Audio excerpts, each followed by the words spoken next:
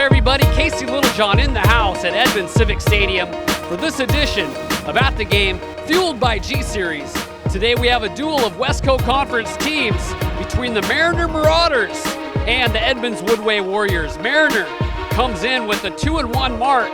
They lost their first game of the year, but that was without the superb running back, Kavari Russell.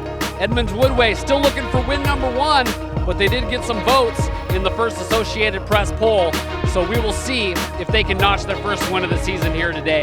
Now, before we get to the highlights, let's take a look at our players to watch for. Running back Kavari Russell of Mariner is one of MaxPreps' 10 best tailbacks in the nation. In his 2011 debut in Week 2, Kavari rushed for 284 yards and 4 touchdowns, and followed that with a 217-yard performance against Stanwood. He's being heavily recruited by some of the premier Division I football programs in the country. Senior wide receiver and defensive back Spiral Horn is a spark plug leader for Edmonds-Woodway. He leads the Warriors in receiving and is a tenacious presence in the secondary. He had a 90-yard kickoff return for a score in the season opener. Edmonds-Woodway comes out establishing the run with efforts like this by Desmond Young. And Young takes the ball on the toss sweep and gets into the end zone. Warriors draw first blood. Marauders turn and Kavari Russell comes in motion and takes the handoff, and he turns the edge for a nice gain. And Russell just uses a decoy on this play. Ball goes to number 20, the sophomore Josh Williamson, who puts in some hard running before Spiral Horn takes him out. And Mariner showing off a little wildcat formation here. Russell taking the snap, and he finds his running mate, Dominic Law, who goes up and makes a nice grab. And down by the goal line, Russell gets the call, just gets over the plane before the Warriors knock the ball out. 6 points for Mariner, and we're tied up. And on the next Warrior possession, number 9, Gabe Dye, the quarterback and defensive back, going to knock it out, giving his team the ball. Dye is excited about it, to say the least. And maybe Dye was a little too juiced up as he overthrows his receiver on this play, and it's intercepted by Edmonds-Woodway's David Hansen. But quarterback Davis Giles is going to be picked right back by number 2, Dave Nadat for Mariner, who takes it back in for the touchdown. 14-7 Marauders. Second quarter action, Desmond Young and company sticking to the game plan, chewing up some yards on the ground. And then Young going to take it on the misdirection and find his way in for his second touchdown of the game to even us all up at 14. Ball in Mariners court, and they give it to the standout Kavari Russell, and he jets it out to the edge for a 34-yard pickup. One of his best runs on the day. Husky coach Steve Sarkisian at the game, doing a little homework before the Pac-12 opener. Marauders inside the 10, and the give is to Dominic Law. He smells the end zone, and Bear crawls his way there to put Mariner up 20-14. Besides Young in that offensive line, the senior Mark Coute also putting in some hard work. He finished with 101 yards on the night. So with Mariner having to respect the run, Davis Giles puts the power in his arm and sends it to number 2, David Hansen, on a rope. And on the final play of the first half, Alex Hull kicks a 27-yard field goal to make it 2017. Second half now, it's Desmond Young doing some more hard running here. And then Young just takes a stroll into the end zone behind the efforts of that offensive line. 24-20. All the green shirts on Russell, but he makes something happen here, bouncing, breaking off some tackles, keeping those legs moving. And then once again from the Wildcat, Russell keeping it moving for the Marauders.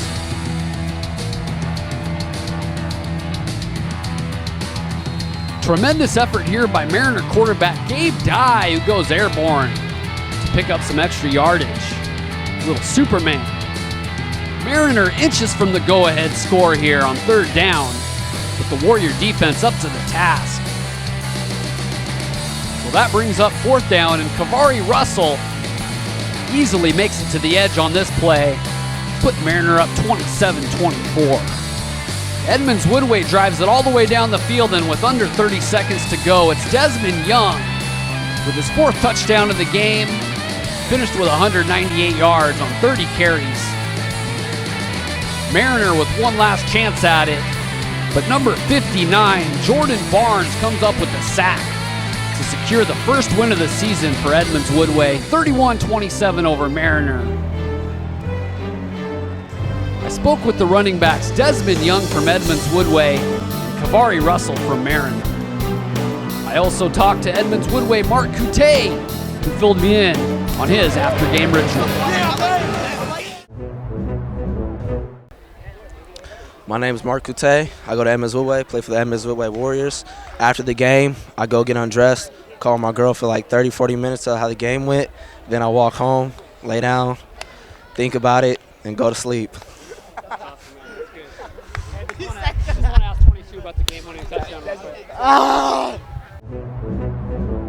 We ran a 47 crazy. We were running that play the whole game, just getting yards, but I just want to thank God again. I want to thank my line blocking for me the whole game. They're the ones that got me in there, got me in the touchdown. You know, we're 0-3 right now, but we're starting league, and we just wanted it more than they did. We've just been pushing, working in practice every day. Like our coach said, hard work pays off, like we all say, and hard work does pay off, as you saw. Yeah, a few things. Just we battled very hard. Like last 2 weeks, we came down from 14 points and came back to win the game. And you see, we battled to the end, like dead end, to the last few seconds of the game. So that's one thing I can take back. So I know that our team has heart. Like we can give a team a challenge, even if they are 0-3 or 3-0. Whatever team steps up to us, we can give them a good game. There's not going to be a blowout, and I know our team will work hard till all 48 minutes of the game. It hurt, honestly. It's like, I've been playing this game since I was 9. It would have been earlier, but my mom never got me in. I've been loving this game since I had a picture when I was 2 years old holding the football. So this game been part of my life, my whole life, actually. So just to be able to sit out my first game ever, since Little League, I've never sat out a game. So my first game had to be my first senior season game. Hurt. I teared up a lot when the doctor told me I had a minor concussion. That's how to sit out the game. It hurt a lot. And also I feel like I let my team down just going into the game, first game of the season. We all worked out over the summer, training hard, getting our team better each and every day. Progress and just going escalating extreme. So I felt like it was a dumb minor incident. I did fall off a moped. That was easily prevented. So I feel like it was my fault, but you just had to live and learn from it. Oh yeah, they consider me the #1 running back in the state, and let alone the Northwest. So I had to come out and make a statement. I missed that first game. Everybody's like, "What happened? You got to come out and make a big game."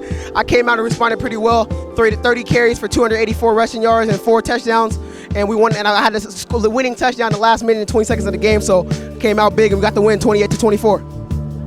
I like it, but in a way I don't, because it's so hard. I see everybody just key on me. Everywhere I go, bam. You see, the hook and ladder usually works, but this year it's kind of hard to work. Every time I go somewhere, I'm pretty sure they study each film, every day, just studying film on me, and then plus just telling the linebacker spy on me every play. Wherever I go, follow five, wherever he goes. I don't care if he has the ball or not, follow him. So it's fun though, because they respect me, and after every game, everybody's like, "I love you, man, great." Probably one of the best players I ever played, so it's a lot of respect, and I love that. But it's kind of hard, I ain't gonna lie. Last year was so much easier than it is this year, but you just gotta work even harder to do it. Not yet. I'm pretty sure. I think I'm gonna get my 18th offer next week. I think Oregon's gonna offer, because they called me the other night, and they said that Lake Seastrunk is leaving, so they have an open scholarship. They're gonna come to my practice next Thursday, so that's gonna be big. I think I'm gonna get the 18th offer, but so far, I scheduled a visit for Notre Dame on October 22nd against USC, that game. And then my top 5 are just USC, Notre Dame, UW, Cal, and Boise State. So other than that, I'm still open, but those are the top 5 that's really recruiting me the hardest. So what a finish this week on At the Game, fueled by G-Series. Edmonds-Woodway pulls it out by the skin of their teeth in the final seconds, 31-27 over Mariner. Check in with us next week. We're going to be down for a big one in the 3A division between Lakes and Peninsula. Casey Littlejohn signing off for At the Game, fueled by G-Series.